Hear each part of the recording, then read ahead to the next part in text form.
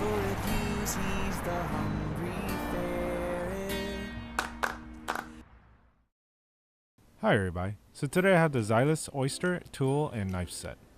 I've been wanting to shuck oysters myself, but I have read so many horror stories where people are stabbing themselves in the hand, so it kind of scared me into getting this. You have some sample directions in the front, some sample directions in the back, some warnings all over the place, as they definitely don't want you to hurt yourself. So let's take a look inside and start opening up the packaging. It wasn't a totally frustration-free packaging, but it was bearable. At least it wasn't the plastic clamshell like. Inside there's some directions that are more clearer and detailed. There's also pictures showing the diagrams of the items. The directions comes in multiple languages.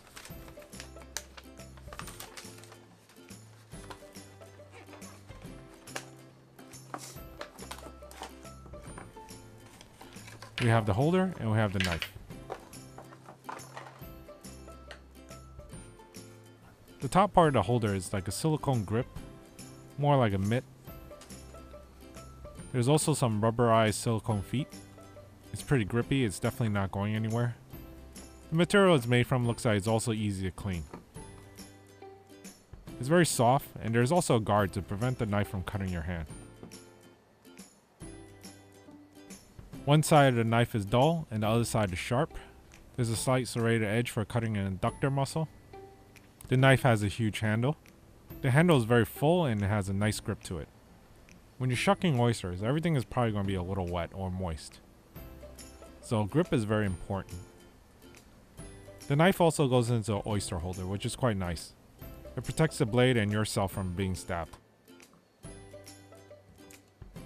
You could probably just throw this knife in for travel use. The blade seems to stay in the holder pretty well. It does require a little effort to pull it out, so you don't have to worry about the holder coming off in your bag. So let's try a first oyster. The first hand I have is a Kamato. This is actually a very small oyster. I found that it didn't fit well into the holder. Because of the size of the oyster, it didn't feel quite secure, and the silicone is actually kind of slippery. I thought I actually would have a better grip. So as I'm using the knife, I'm kind of actually scared of stabbing myself or also dropping the oyster, or the oyster is moving around a lot. I do eventually get the oyster open, and without injury.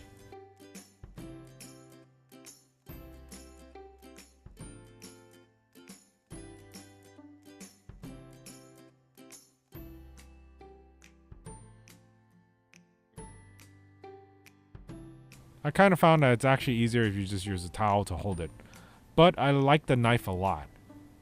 It works actually really well. The knife is very easily able to break the hinge and cut the abductor muscle.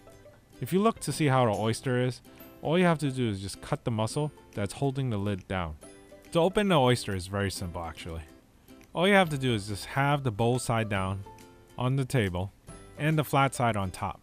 The top flat side is actually held down by a muscle. Once you open the hinge and separate the muscle, the top part just comes off very easily. I think partially the reason why I like the towel better is you can actually feel the oyster a little bit.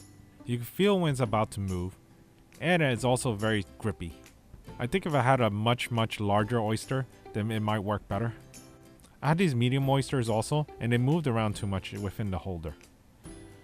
If you had really large ones, I'm thinking yes, that'd probably be fine, but it was probably just move around slightly. It's also a little awkward to use. I found the towel was the best with the knife. I actually recommend just to buy the knife. It'll save you a couple of bucks without the holder, unless you just want it for storage. If you have positive experiences with the holder with a much larger oyster, then let me know. I might try again and find some large oysters. When you get a chance, please subscribe. Thanks for watching. See you next time.